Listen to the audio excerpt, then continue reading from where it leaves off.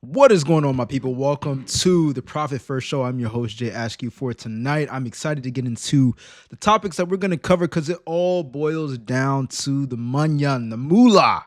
All right, we're going to get right into it, guys. Welcome in. Once again, if you guys are watching this on replay, welcome back. All right, shout out to my people who tap in with the replays on the live. All right, I see y'all. Like always, you guys let me know what you prefer as far as topics you want me to discuss, and we can discuss on these lives and future videos. Always open to suggestions. We're going to hop right into the first topic of tonight, which is actually insane as always. Starbucks, man. Starbucks has been on the golden horizon of getting famous again for the wrong reason, apparently. So we want to pay attention to that because I don't know about you, but if you drink coffee at Starbucks, we got some investigating to do.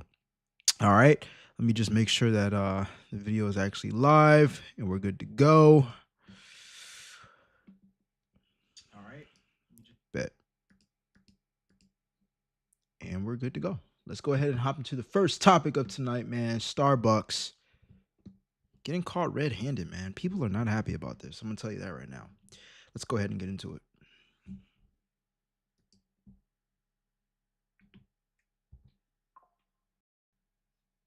Starbucks employees are warning people that the new blending powder is making them sick, and you need to hear what they have to say before you go get another drink. All over social media, Starbucks workers are complaining about a new blending powder that is being used in some of their refresher drinks. According to the union, the drinks are silica-based and becomes airborne when drinks are being made. And employees are complaining of coughing, sore throat, and breathing irritation after working with it. So if the people making your drinks are starting to raise concerns, maybe it's time you start asking what's really in your drink. Yeah, and here's the thing. When we look at the back of ingredients, even when we buy them in the store, we can't pronounce half of the stuff that's on the back of it anyways. You know what I'm saying? So what do you do at this point besides pray? You know, if you believe in the Most High. I mean, that's what I'm going to do. You know what I mean? But might slow down on the Starbucks. I'm not going to lie. I mean, it's not going to hurt financially to say, hey, no Starbucks today. And it's definitely not going to hurt me health-wise in order for me to say no Starbucks today. But to think that they're putting an ingredient that dissolves into the air and people are having trouble breathing, well, that draws up some concern. And we're going to investigate even further on off of how people are reacting and accepting this and actually get into a clip to where Starbucks employees themselves are exposing what they're finding out when you get your cup of coffee. That is what's actually in your Starbucks paper cup. It's a plastic cup. Let's see if this is true. Could my coffee in this paper cup give me dementia? And for that matter, you too. Let's test it out. So I'm going to apparently put this plastic in can cause hot dementia? water and let it soak for a bit. Here is the moment of truth. I am going to try to peel off this paper. So if it's a paper cup, I should have nothing underneath it. But oh my God, there is really a plastic cup. See the water in there? Oh, wow. I have actually water in here. Holy crap, this is true. As you saw, I peeled off the paper and got a plastic cup that's inside of my coffee cup. The reason why this is not okay is that in 2025, I told you that people with dementia had 10 times more plastic in their brain than those who didn't. You know, as a doctor, I am freaked out because I never knew that millions of people, whether they're drinking coffee or tea in these kinds of paper cups that we think is environmentally friendly, is literally potentially giving me plastic inside my body, which makes me sick and can give me a heart attack or give me a stroke or maybe cause dementia. That Solution to this, because I'm a solution-oriented individual, okay? I don't like to look at things like this and be like, oh, the world is over as we know it. There's probably plenty of stuff that you've eaten and I've eaten that are similar in the situation. But now that we know, we got to do better, right? So how about, and let me know what you think in the comment section and in the chat, how about as soon as you get your cup of coffee, pour it into a cup that you already own? You know what I mean? Like have your own separate mug, glass, you know? What do y'all think? Let me know in the comment section down below. Yo, I fucking told you. I swear to God, I've been telling y'all for the last year and a half, that there's something fishy going on with Starbucks. And what's the first thing I see when I open my phone this morning? They're being sued for for having VOCs in their coffee.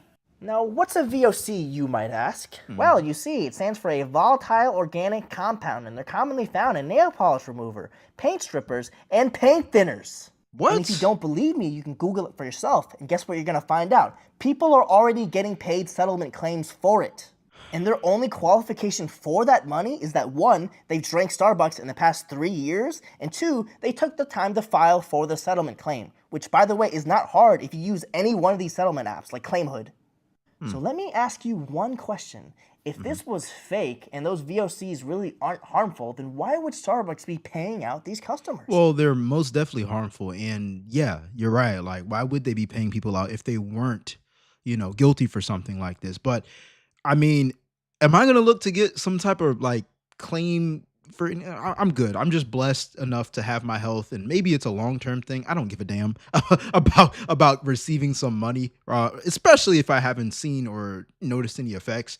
I'd rather use my time for, other things that matter more, because there's nothing that they can do at this point. I mean, what is the solution here? I'm going to actually look that up into AI. What is the solution here? Because money can't buy everything. It can buy a lot of things, but I don't know if it can reverse some plastic that's been ingested into your body. That sounds kind of absurd, but what do I know? I'm not an MD. Okay, this is for entertainment purposes only, man. But it always boils down to the money. Folks, now save your money. Don't go to Starbucks. At least for right now until they fix this issue, okay? But also, when you don't grow your own food, you always run the risk of things like this as well. So let's go ahead and move into the next clip, and I'm going to find the answer while we're watching that next clip as well. I was just cleaning out the corner cabinet and I just found this Starbucks bag, and let me read you the date before I show you what's inside. The date is November 25th, 2024. It is the beginning of January 2025. So we are well over a month, and I'm remembering my sister was here for Thanksgiving with her kids, and I think I had gotten everybody cake pops, but her son was coming like later that day. So I got one for him and forgot about it. Must have tucked it in the pantry. Wait till you say it. There is no change. That is disgusting because stuff is supposed to mold, especially if it's cake. Let's break it in half and see if there's mold inside or anything gross. Nope. So, what do we think? Do we think kids should be eating this when there's no mold a month later? No. What do we No wonder this doesn't mold. It is all chemicals. As you can see here, it contains toxic ingredients like added sugars, artificial additives, processed oils, all which can harm your child. This can also lead to behavioral issues, inflammation, and other serious health risks, even long-term risks such as obesity and diabetes. Okay, so there's a lot going on right now. I mean, the food doesn't even mold. Now, I'm not eating that bull crap anyways. You know what I mean? Like, I don't go there for the little lollipops, whatever you call cake pops, whatever the hell she just showed. I don't eat that mess. If it's a color that doesn't look like it was grown from the earth, I don't want to eat it. You know what I mean? But none of us are perfect. So let's go ahead and get into what people are doing health-wise in order for them to maybe benefit from having a solution. Because, I mean, I don't care if they throw $50 during the settlement. $50 ain't gonna give me my health back if it were to deteriorate. All right, so I looked it up on Gemini AI, and here's the solution or the answer that I got. So the whole total drama is people sued Starbucks claiming tests found traces of chemicals like methylene chloride used in decaf processing in some coffee. Starbucks denies it, and no one has received settlements or payouts, apparently. Okay? Now, the decaf fix, if you drink decaf, buy coffee labeled Swiss water processed or water processed. That method uses plain water to remove caffeine instead of chemical solvents. The everyday fix is the biggest real health risk in those drinks isn't rare chemicals. It's the massive amount of sugar and syrup. Damn, hey, I told you just like that. It's like, bro, y'all worried about the plastics. You should be worried about the sugars and the syrup, the high fructose corn syrup, causing ADHD and you know what I mean? What? That's crazy, man. Hey, look, you heard it here first, okay? I'm just reading off of what the internet and AI has told me, but it's not always correct. Last point is the easy order is to stick to plain coffee, espresso, or Americano with a splash of milk or unsweetened milk alternative. Folks, maybe grow your own coffee at this point. You know what I mean? Will I drink at Starbucks again? Probably. and I'm gonna be, well, you know what? I don't even get the hot coffee. Well, I guess that doesn't matter if they're giving me a plastic cup, but the coffee that I get Starbucks in usually is not even the same cup that they were. You know what? It's in the coffee, in it. It's in their fancy drinks. Yeah, I might have to go on a break from Starbucks until I hear more about this. Let me know what you're going to do in this scenario, and if you're going to continue going to Starbucks or not. Leaked footage shows the Starbucks CEO defending their $9 coffee price, describing it as an affordable premium experience, this is about the despite price, loading their drinks with some of the cheapest fillers available. Regardless of what your income level is, well, it's less than $10 and I get a really premium experience. Starbucks macchiato carries 7 times more carcinogens than any other coffee bean. That coffee gets burned at 480 degrees inside factory vats, producing acrylamide, the exact same carcinogen found in cigarette smoke, then poured into plastic-lined cups that shed 25,000 microplastics directly into every single drink. That caramel drizzle is even worse. Industrially processed corn syrup packed with cheap fat, preserved with potassium sorbate, the exact same chemical used in shampoo. Their Frappuccino and macchiato both came back with 3 cheap emulsifiers directly tied to gut inflammation in children. Scan what your family is drinking before they take a sip. Comment. Bro, I gotta take a screenshot of this app because my doctor showed me this app and told me, like, before you eat anything, like, scan it and see how toxic it is. It'll really widen your education off of what you're putting in your body. Yo, I'm gonna put a link in the description down below to the app as well. Once I find that out. But like, what? Bro, I thought it was just about that one thing that they had found out, but no, like, this is about the corn, the high fructose corn syrup. This is about the cups. It's about the, like, everything, bro. It doesn't it get a little bit overwhelming to think that this is how businesses save money? Like, I'd rather pay more and have it naturally, but the world, or most people, complain about a $9 coffee. And the CEO said it himself. He was like, you're getting the experience. And I believe it is an experience. It's a luxurious experience. Y'all might not see it as luxurious, but I see it as luxurious. If I ain't got to make the coffee, you know what I mean? If they, they treat you good and stuff, I give tips and stuff like that.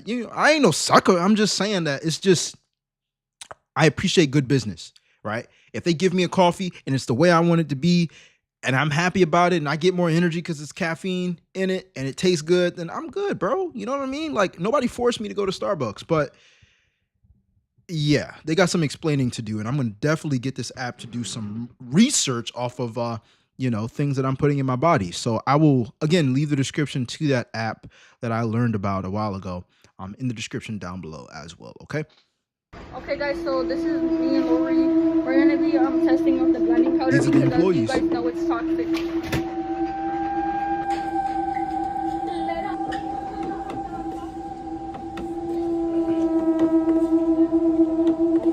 Okay, what is that?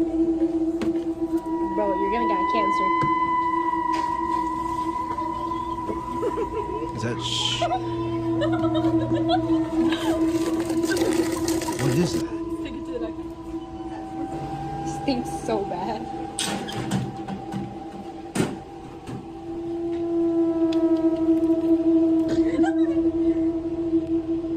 Are they like playing around with it, bro? Like, obviously they're not gonna put that in somebody's drink, but like, what is that?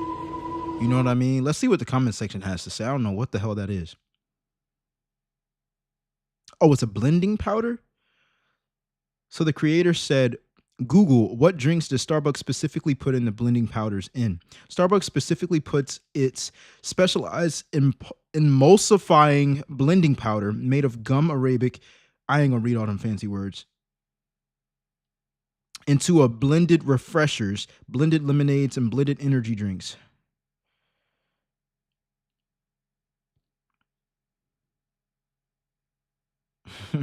It's all about the marketing, to be honest with you. So they got a lot of a lot of words, like I said at the beginning, a lot of words that you can't pronounce, you know what I'm saying? But we are putting it in our bodies if you do go to Starbucks. So be careful with that, folks. Definitely be careful. Save your money. At this point, save your money. I'm not going to Starbucks again. Not anytime soon. All right. But we can't dodge everything. So what do you really do, unless you're going to grow everything right at your home and you know where everything is, sourced from. But I digress. I'll see you guys in the next clip. I'm out. Peace. All right, all right. Let's go ahead and get into the second clip of tonight. We're on a roll. There's apparently a work from home fee that landlords and apartment complexes are charging now for people to work from home. That's insane to me. And it started all in California, one of the most expensive states to live in. Let's go ahead and hop into it and let me know your thoughts in the comment section down below as always.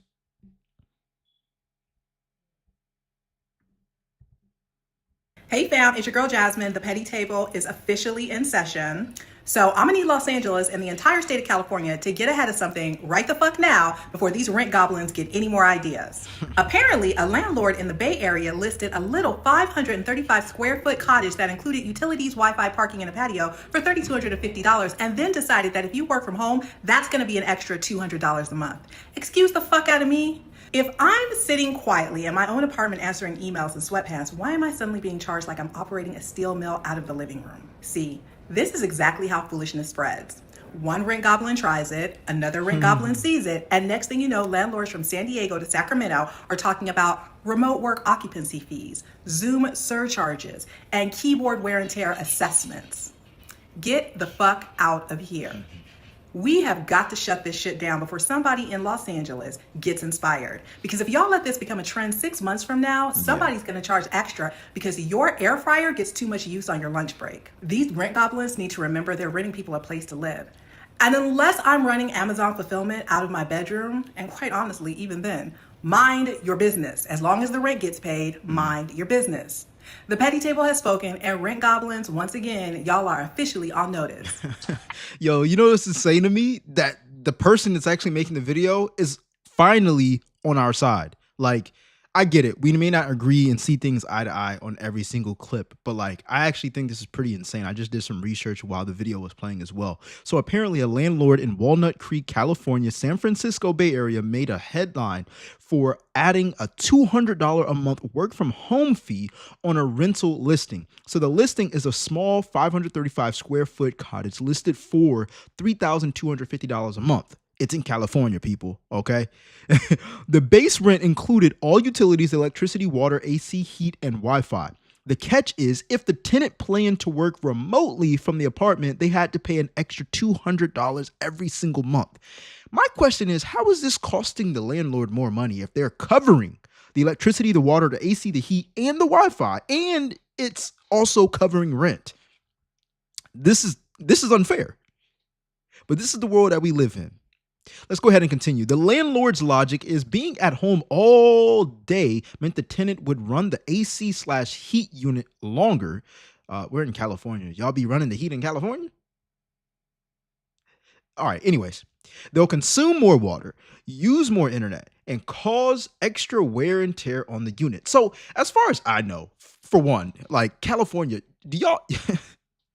I live on the East Coast, man. Y'all be using heat in California? That just sounds kind of weird to me. Second of all, consume more water. Okay, but the water bill is usage only, right? Unless the water bill is like a flat fee. But then again, it's like $200 every single month. Okay, so using more internet. Don't you pay for the internet data that you want every single month ahead of time? So like you can't use any more than what you already have paid for unless you agree to use more, which means you'll have to pay more. And the last part of the landlord's logic is apparently and cause extra wear and tear on the unit. Oh, nah. They getting you on this one, my boy. They getting you on this one, man. You know what I mean? Like, they're acting like the house is a car, man. So the internet's reaction is basically a massive backlash, obviously, right? People mock the landlord on Reddit and social media asking, so I'm paying over $3,000 a month, but I'm not allowed to actually be in the apartment. That's very, very understandable logic. Like, they're not victims in this situation, but he can charge whatever he wants to. But I wonder if this is going to spread state to state. I wonder, have you ever heard of something similar to this? Let me know in the comment section down below. So the outcome is after intense public backlash and media coverage, the listing was pulled off rent sites. Is it legal? Legal experts noted that as long as the fees are disclosed up front, landlords can generally set their pricing rules, but the market overwhelmingly rejected it. All it's going to take is a snowball effect of landlords in order to do this. Now, it's good on the landlord's part, but as far as people like complaining about it and saying, hey, we shouldn't be charged a work from home fee at all. I mean, like, how would you actually gauge that? Like, you know, if most of your job is work in the office and you work from home, maybe like 2 days out the week, are you going to be charged a certain fraction of that? How would they manage that? How would they even know that you're working from home in the first place? Like, this is getting down to the nitty gritty. You know what I mean? And then another part is, I believe that this might become a norm, man, because after like COVID, working from home blew up. Like, it became a thing that's actually sustainable in some industries, right? But the thing is, what if the landlords actually don't disclose this clearly, or they say it's already included in the rent? It's not an additional fee if you work from home. It's just a blanket fee that's included into your rent. Like, sometimes when you go to apartment complexes and you get an apartment unit and they say, well, the $20 trash valet price is like $20 to $30 a month.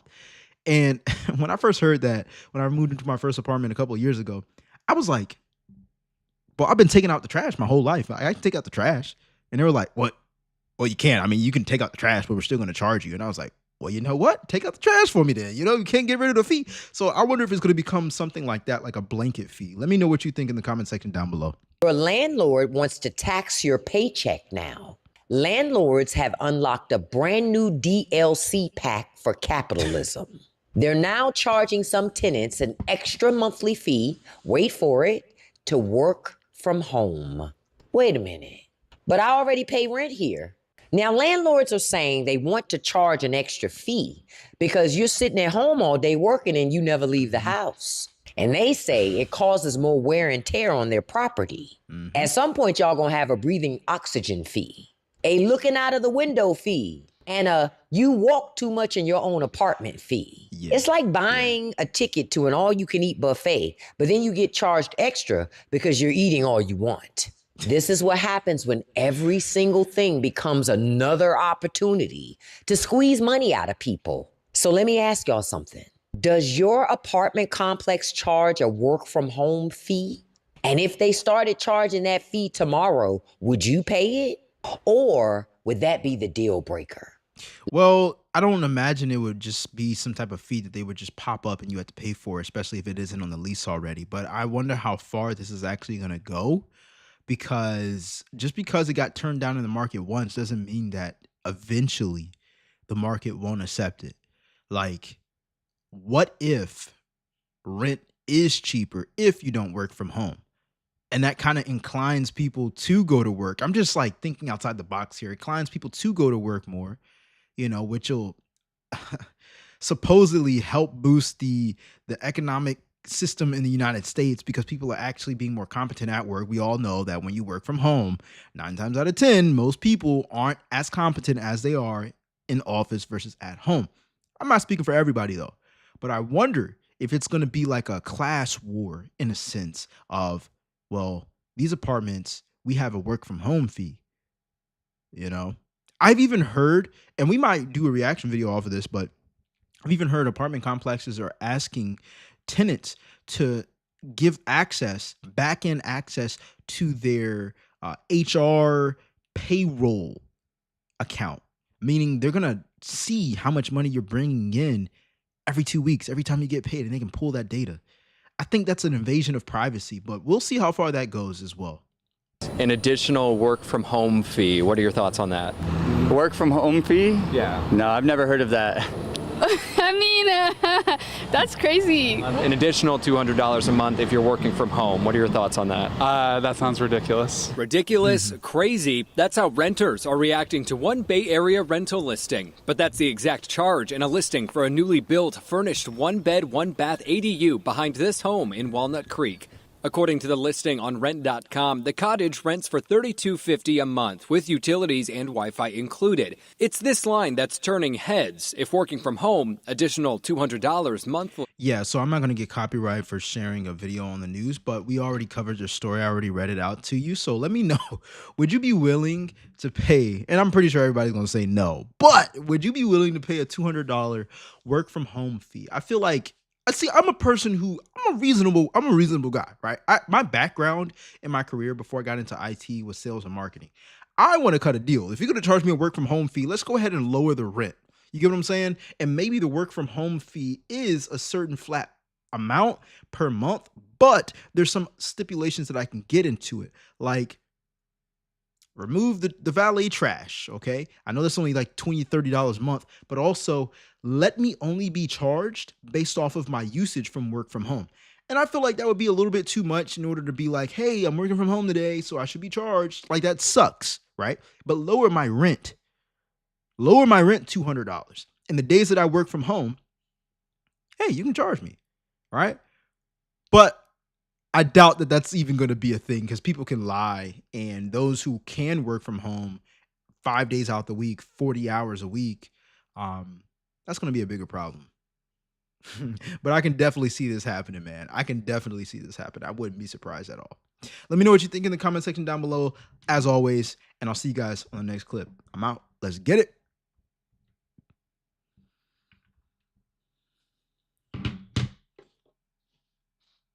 All right, my people, I forgot I was on live. I'm over here texting, telling my girl, I'm like, yo, I got one more clip and I'm gonna call you back. That's funny as hell, man.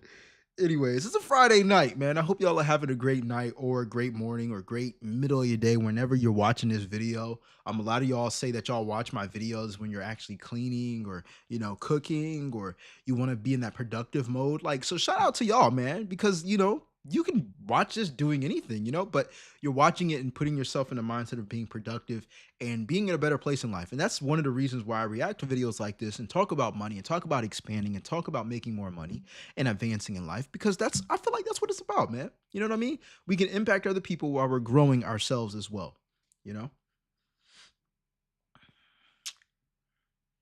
All right, so we're going to get into this next clip. I'm going to just send this message out real quick and then we'll hop right into it. The last clip of tonight is Walmart. Walmart price inflation. We love talking about Walmart, man. Walmart can't get a break these past 2 years. I'm telling you.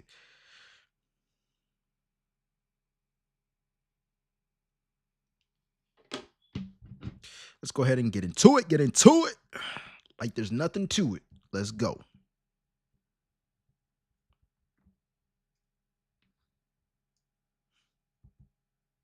Okay, Walmart just pulled a fast one, and this is another reason why no one should be shopping at Walmart. I know that's crazy. If you go there all the time, you're thinking, what would I do without Walmart? You should not be going to Walmart. World Mart, they call it. It's put a million things out of business. But get this, digital price tags, digital price labels are now approved, and they're going to be rolled out across every single Walmart by the end of 2026. Digital price tags on all products connected to AI, to where prices can change across the entire chain in seconds, if not like 1 second. Now, people are concerned because this would be like, inflation on autopilot. But also, are we confident that Walmart is not going to have an algorithm that detects, oh, a lot of people are buying this thing today, let's increase the price, or not many people are buying this thing today, let's lower the price, and use algorithms to like hedge prices and get the maximum amount that they can possibly get out of consumers. So they won patents for AI-powered price changes. Now, do we think this is for our betterment or something else is going on? Now, I didn't mean to pause it. Hold on. Lawmakers are already in the process of introducing legislation that would ban this, but so far it seems like it's going through. So let me know, are you going to be shopping at Walmart when they have digital price tags? You don't think it's a big deal or what? Now, not to mention all the crazy stuff that they sell at Walmart that people consume, which is totally toxic. But in general, in today's world, with all the crazy stuff coming around the corner, it is imperative to be of sound mind and sound body. And right now, Chalk is giving away free one. Oh man, we don't want to hear that bull crap. Hey, bro, go back to Walmart, bro. We not rocking. We talking about Walmart, man. Come on, dog. All right. Hear me out. I think that it's going to harm their consumers, man. It's going to harm them because people are going to recognize, like, why are they digital? You know, and once word gets around, man, they made it digital so they can change the prices more. They already be doing it to y'all on paper. I remember being in this mentorship where one of my coaches was actually telling me when he was basically homeless and he was working at a grocery store, they would say that things are on sale and then increase the price and people would just buy it for sale. Like, he wasn't in charge of that. He was being told to do that, but it's like, this is not a new game we're playing. This is just faster. It's being done faster. And so when I was listening to this as for the first time, I was thinking to myself, how can I counteract this, right? And hey, I've never tested it. I'm just putting it into your ear because I love AI. I love talking about technology. I'm a nerd at heart, man. So a couple things. For those who want to take advantage of if this is going to happen, because apparently it's going to roll out to all Walmarts by the end of this year. If they're using AI and using these computer systems connected to a network that can change prices in a snap, then we need to use AI and technology to our advantage as well. How do you do that? I'm glad you asked. Number one, shop online. I know you don't want to buy your groceries online, but if you shop online, I'm pretty sure there are AI bots or systems that you can use to catch a price when it's lowered immediately. Because if they're lowering it in store, I wonder if they're going to lower it online. And you can simply just pick up your food in store and, you know, check out your groceries. And then if it's good quality, you go home with it. If it's not, then you go ahead and return it for the same price. And then you go ahead and get a replacement, but you get it for the same price. We got to have technology work for us as well. On the other note, stockholders. As soon as he said that it's getting passed around in legislation and it looks like it's going to continuously roll out, I think this is a good move for Walmart. Okay, a lot of people like to think of this in a consumer mindset and say, oh man, they're going to raise the prices on me at any time. Let me stop making voices like that, because every time I make a voice like that on live, man, or on a recorded video, I always get a drop rate. So let me say it in a more mature way, okay?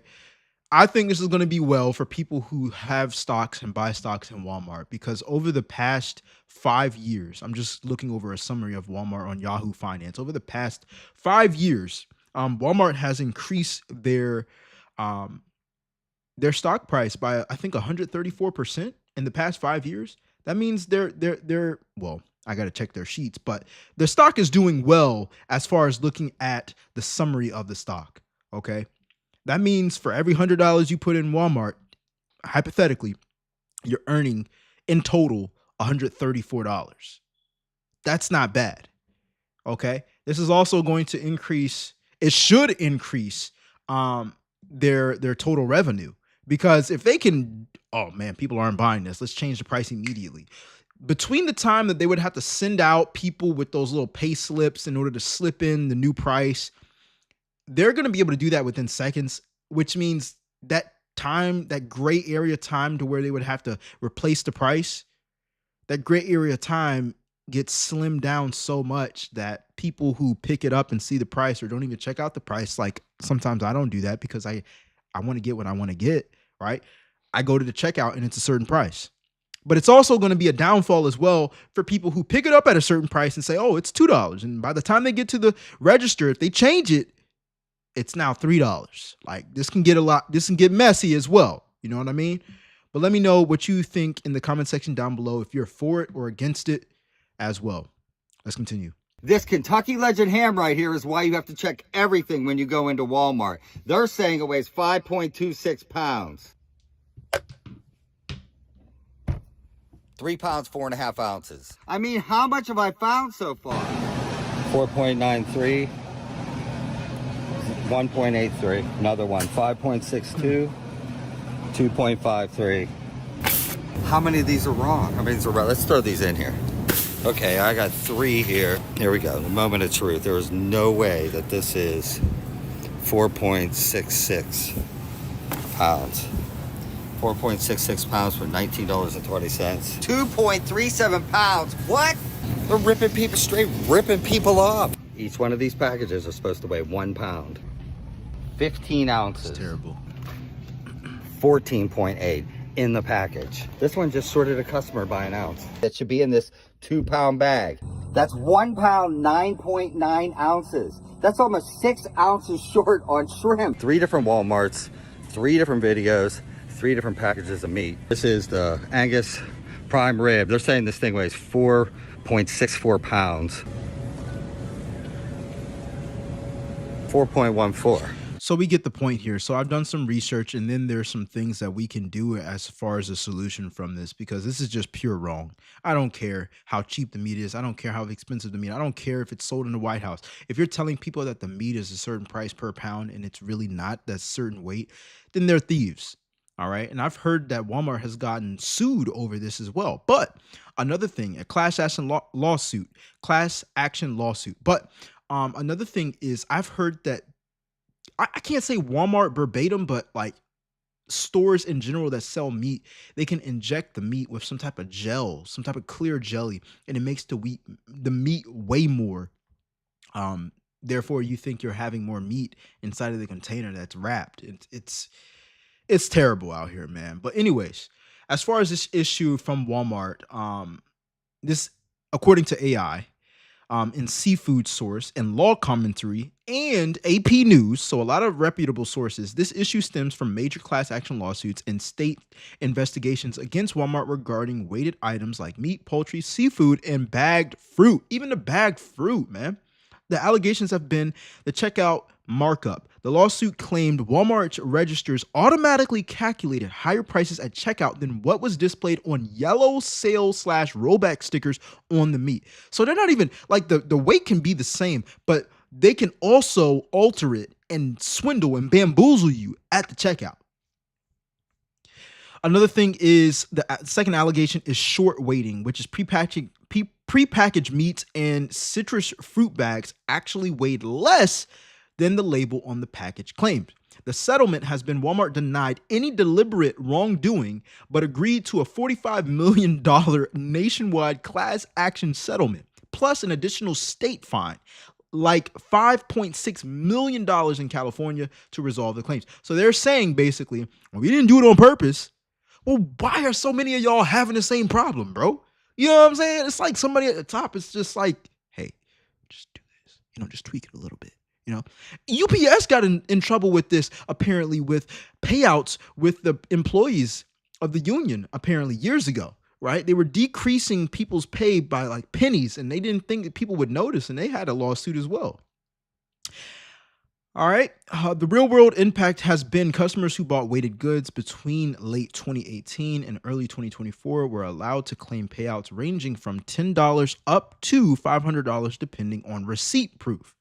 The takeaway has been, when buying weighted meat or produce, double check that the price per pound and total weight on the meat tray match what actually registers at checkout. This means, people, yeah, it says a price, but we want to see how much the sticker says the meat weighs and how much they say the price per pound is when it comes down to that meat, and go to the register and make sure that same dollar amount amounts up to what's on the sticker or what's on your calculator, because obviously they've been lying on them stickers, man.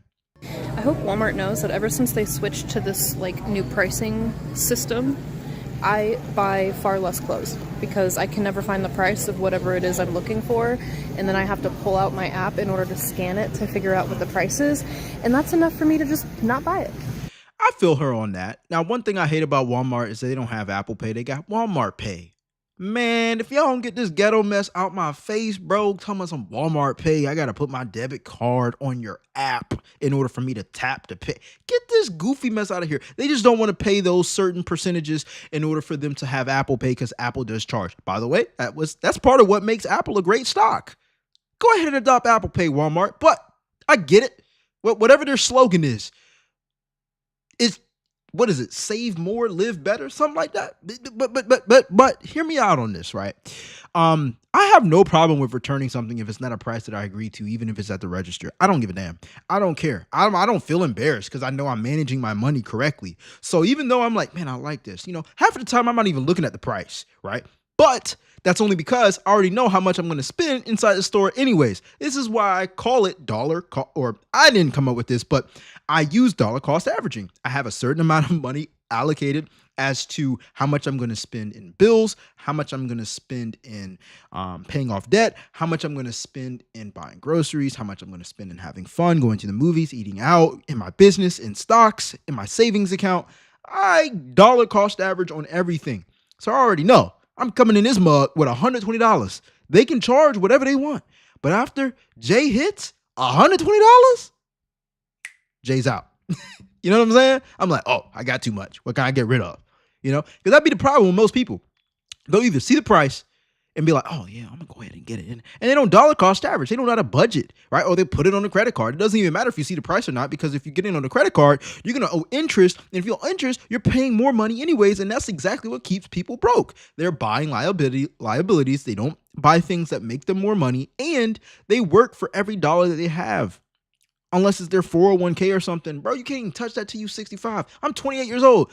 Some of my viewers, you all are older than me. That's cool. But I ain't trying to wait that long to touch my bread. You know what I mean? We don't even know. My generation don't even know if it's still going to be here by the time I'm 65. And that's if they keep it 65 or whatever the age is, man. Come on, man. So this is how bad the economy is. But Walmart gets it. So listen, I've always only seen the roasted chicken by itself. But this time it's the roasted chicken and the mac and cheese and the mashed potatoes, all for $9.97. That's great for the economy, good for the family. Somebody finna just grab something, take it home, feed your kids. And then look at this one over here, $9.97. They got this one, greens, mashed potatoes, and the roasted chicken. The game is changing. It used to just be the roasted chicken. That's it. It used to just be the roasted chicken. It's not like that no more. They understand what's going on, and they actually giving you sides. This is at Walmart now. Like, wake up, pay attention, feed your family, stack your bread up, don't fuck off your money. This economy is getting bad. You got Spirit going out of business. A lot of people can't even afford to travel no more. You got strip clubs going out of business, and that type of business. Hold on, bro. We ain't even talking about the strip clubs and all that, bro. We're talking about Walmart. Stay on track now. We already know Spirit. Okay, cool. They went out of business, but they were cheapest. You know what I mean? Here's the second thing though. A lot of people, they don't manage their money well. So people are talking about some, people, they can't afford to go on vacation and stuff. Bro, they weren't able to go on vacation in the first place. You over there putting vacation on a doggone credit card. Anyways, for those who don't know, now you know. Sam's Club does not have its own separate publicly traded stock. Instead, it's fully owned by Walmart. Jay, what do you mean by this? Walmart is making plenty of money, yo. Don't think that they're down bad just because they're dropping prices, man. Let me tell you something. Sam's Club, they make money before you even buy the first grocery at Sam's Club. They got a membership, okay? They got a gas pump on discount because you pay a membership. And then they got different tiers of the membership. And then you're buying stuff at bulk. So you're spending more money, but they get it cheaper. And then the stuff from Walmart is a little bit more expensive per thing because you're not getting it at bulk inside of Walmart or inside of Sam's Club. So why do you think sometimes you see Sam's Club always beside Walmart, bro? The company is a part of Walmart, bro.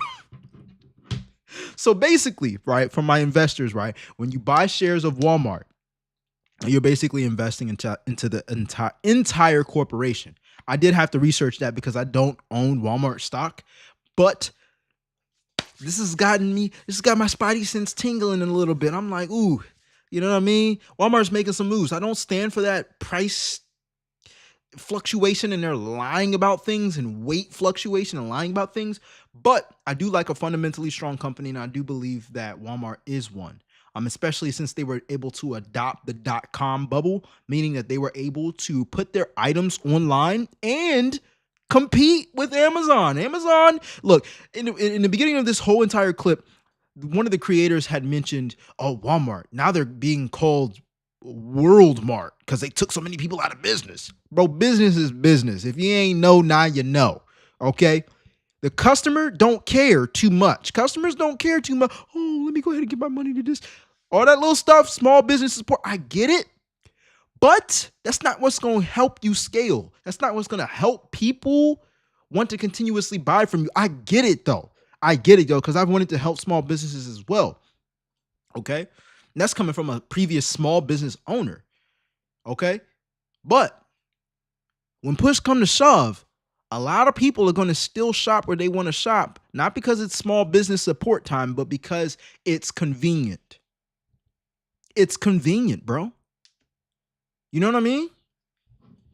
Anyways, let me know what you think in the comment section down below. We're at Walmart and they want $55 for these 2 steaks. And now I know for a fact I can go to Texas Roadhouse and get 2 big old steak dinners with all the sides and fixings for about $60. So it's a lot cheaper to go out to eat than it is to come to Walmart and get some good steak. Okay. Hold on, big dog. Because this don't even add up.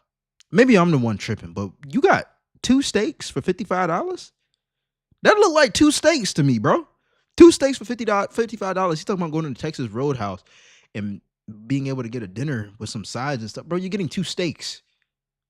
Maybe I'm tripping. We're at Walmart and they want $55 for these 2 steaks. And now I know for a fact I can go to Texas Roadhouse and get 2 big old steak dinners with all the sides and fixings for about $60. So it's a lot cheaper to go out to eat than it is to come to Walmart and get some good steaks.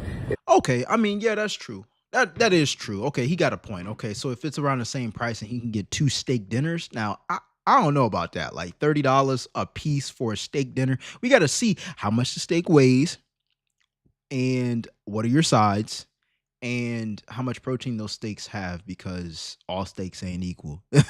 You know what I mean? Like, what would y'all do in this scenario? Would you get the steaks?